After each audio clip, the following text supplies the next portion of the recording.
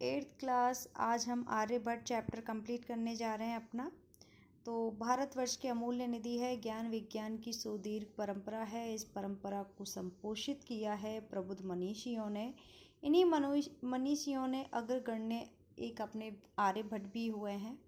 दशमलव पद्धति आदि के प्रारंभिक प्रयोक्ता आर्यभट्ट ने गणित को नई दिशा दी। इन्हें एवं प्रवर्तित सिद्धांतों को तत्कालीन रूढ़िवादियों का भी विरोध झेलना पड़ा। वस्तुतः गणित को विज्ञान बनाने वाले और गणितीय गणना पद्धति के आधार पर आकाशीय पिंडों की गति का प्रवर्तन करने वाले ये प्रथम आचार्य हुए थे। आचार्य आर्यभट्ट के इस वैदुष्यिक का जो उद्घाटन किया है, जो शुरुआत हुई है, वो इस चैप्टर में रिलेटेड मिलेगा आपको, आर्यभट्ट से रिलेटेड। ठीक है। पूर्व दिशायाम उदेति सूर्य पश्चिम दिशायाम च अस्तम गच्छति इति दृश्यते ही लोके। इस लोक में पूर्व दिशा में सूर्य उगता है और पश्चिम दिशा में छिपता है, ये संसार में दिखाई दे रहा है। ठीक है। परम न अनेन अवबोध्यम अस्ति यत् सूर्यो गतिशील अस्ति। लेकिन कोई नहीं जानता कि सूर्य गतिशील है या नहीं, इस बारे में कोई नहीं जानता है। सूर्य अचलः पृथ्वी च चलः स्वकीय अक्षी घूर्णति इति सांप्रति सुस्थापित सिद्धांत। एक इस सिद्धांत बनाया गया, एक नियम बनाया गया। तो कोई नहीं जानता कि कौन चल रहा है, सूर्य चल रहा है या पृथ्वी चल रही है। तो एक नियम बताया है कि सूर्य तो अचल है, सूर्य नहीं चल रहा है। सूर्य के चारों ओर कौन लगा रही है? पृथ्वी चक्कर लगा रही है, पृथ्वी चला है। ठीक है। तो इस प्रकार से एक सिद्धांत बना दिया है। सिद्धांतो अयम प्राथम्यन येन प्रवर्तितः। और ये सबसे पहले एक नियम बनाया गया, प्रवर्तन किया गया। और किन्होंने बनाया है? ये हमारे महान गणितज्ञ आर्यभट्ट ने बनाया है। पृथ्वी स्थिरा वर्तते इति परंपराया प्रचलिता रूढ़ि तेन प्रत्य आदिष्टः। रूढ़िवादी विचारधारा के अकॉर्डिंग कहा गया कि पृथ्वी तो कैसी है? स्थिर है, वो तो चल ही नहीं सकती। पृथ्वी पर हम खड़े हुए हैं तो हम गिरेंगे नहीं, पृथ्वी चलेगी तो। ऐसा रूढ़िवादी विचारधारा के अकॉर्डिंग कहा गया। तेन उदाहृतम यद गतिशीलायाम नौकायाम उपविष्टः मानव नौकायाम स्थिर राम अनुभवते। और जिस प्रकार से हम नौका में बैठे तो एकदम स्थिर हो जाते हैं, हमें ऐसा लग रहा है कि यहाँ नौका नहीं हिल रही है। और बाकी के जैसे पेड़ है, महल है, कुछ दिख रहा है ना साइड में इधर उधर, तो वो हमें गतिशील दिखाई देगा। तो हमें ऐसा लग रहा है पेड़ चल रहा है, महल चल रहा है, ना कि हम चल रहे हैं। लेकिन वास्तव में हमारी नौका चल रही होती है। उसी प्रकार से हम पृथ्वी पर स्थित हैं, पृथ्वी चल रही होती है, लेकिन हमें ऐसा लगता है कि सूर्य चल रहा है, चंद्रमा चल रहा है। ठीक है। तो अब देखिए आगे है।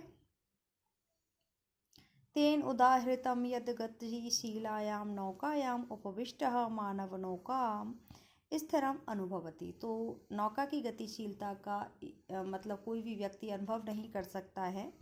उसी प्रकार से पृथ्वी की भी गतिशीलता का अनुभव नहीं किया जा सकता। अन्यांचे पदार्थान गतिशीलान अवगच्छति। अन्य पदार्थों को गतिशील दिखाई देता है नौका में बैठ के। ठीक है। एवमेव गतिशीलायाम पृथ्व्याम अवस्थित है। इसी प्रकार से पृथ्वी के विषय में भी यही कहा जाता है। मानव पृथ्वी स्थिराम अनुभवती। मानव पृथ्वी पर रहते हुए स्थिर अनुभव करता है, सूर्य आदि ग्रहों को चलते हुए देखता है। सेम वही कंडीशन हुई। ठीक है, अब यहाँ तक समझ गए ना। अब देखिए यहाँ पे वयसी विरचतः है 476 ख्रीस्ताब्दे षष्ठ सप्त अधिक चतुर्शततमये वर्षे आर्यभट्ट जन्म लब्धा वानिते तेने विरचिते आर्यभट्ट्यम। 476 ईस्वी के समय, उस समय आर्यभट्ट का जन्म हुआ और इन्होंने एक आर्यभट्ट्यम नामक ग्रंथ लिखा जब मात्र ये 23 वर्ष की आयु में थे। ठीक है। ऐतिहासिक स्रोत के माध्यम से ज्ञात होता है कि पाटलिपुत्र के समीप ही आर्यभट्ट ने अपनी वेधशाला का निर्माण किया था और वहीं पे इन्होंने अपना कार्य भी किया है। उनकी कर्मस्थली भी पाटलिपुत्र रही है, यानी आधुनिक युग में पटना, आधुनिक समय में पाटलिपुत्र को ही पटना कहा जाता है। आर्यभट्ट से योगदानम गणित ज्योतिषाम संबंध वर्तते यत्र संख्यानाम आकलनम महत्वम आददाति। आर्यभट्ट का गणित ज्योतिष में बहुत ज़्यादा महत्वपूर्ण स्थान है। आर्यभट्ट फलित ज्योतिष शास्त्र हो विश्वसति, इसमें फलित ज्योतिष में भी विश्वास करते थे। गणितीय पद्धत्या कृतम आकलनम आधृत्य, गणितीय पद्धति के आकलन के आधार पर राहु केतु नाम के दो राक्षस बताए जाते हैं कि जो राहु और केतु अमर हैं राक्षस, और उनके द्वारा सूर्य और चंद्रमा का ग्रसन किया जाता है। तो उनका खंडन करते हुए इन्होंने कहा है तत्र तो सूर्य चंद्र पृथ्वी इति त्रीणि एव कारणानि। तो जो इस गति हो रही है ना, तो इसका 3 कारण है, सूर्य चंद्रमा और पृथ्वी। सूर्यम परितः ब्रह्मत्या पृथ्वी, तो पृथ्वी के द्वारा सूर्य की परिक्रमा की जाती है। चंद्र से परिक्रमा पथेन संयोगाद, और ये भी संयोग से उनके पथ में आ जाता है तो ग्रहण हो जाता है। ठीक है। पृथ्व्या छाया पातेन चंद्रस्य प्रकाश अवरुध्यते तदा चंद्र ग्रहणम भवति।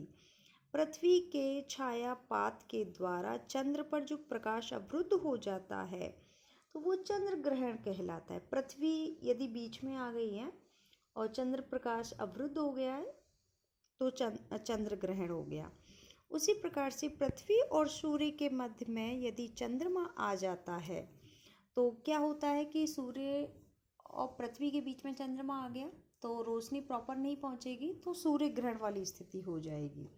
समाजे नूतनाना विचारणाम स्वीकरणे प्राय सामान्य जना काठिन्यम अनुभवन्ति। समाज में नए विचार का स्वीकार करना इतना आसान नहीं होता है, सामान्य जन इतनी जल्दी स्वीकार नहीं करते हैं। तो भारतीय ज्योतिष शास्त्रे तथैव आर्यभट्टस्य अपि विरोध अभवत्। स्टार्टिंग में जब आर्यभट्ट ने अपनी बात कही तो इनका बहुत ज़्यादा विरोध किया गया। तस्य सिद्धांत उपेक्षिता, इनकी सिद्धांत को उपेक्षित किया गया। से पंडितम मन्यमानाम उपहासम पात्रम जातः, पंडित विद्वानों के द्वारा यानी पंडित विद्वान जनों के द्वारा इनका उपहास उड़ाया गया, उपहास किया गया। पुनरअपि तस्य दृष्टि काल अतिगामिनी दृष्टा, और फिर दोबारा से समय की गति पर दृष्टिकोण डाला गया और पढ़ा गया, अच्छे से शोध किए गए। तो आधुनिक वैज्ञानिकों ने भी वही सिद्धांत लाए और उसी सिद्धांत को आदरपूर्वक स्थापित किया। अस्मादेव कारणाद अस्माकं प्रथम उपग्रहस्य नाम आर्यभट्ट इति कृतम्। फिर हमारे इसी कारण की वजह से आर्यभट्ट सिद्धांत को नाम लिया, जो आर्यभट्ट ने अपना सिद्धांत दिया, और आर्यभट्ट के नाम से ही हमारे प्रथम उपग्रह का नामकरण भी किया। वस्तुतः भारतीया गणित परंपराया च विज्ञान परंपराया असौ एकः शिखर पुरुषो आसीत्। वास्तव में गणित परंपरा और विज्ञान परंपरा में एक बहुत महान व्यक्ति थे, शिखर पुरुष थे, जिन्होंने हमारे देश में जन्म लिया और हमारे देश को नई पहचान दी।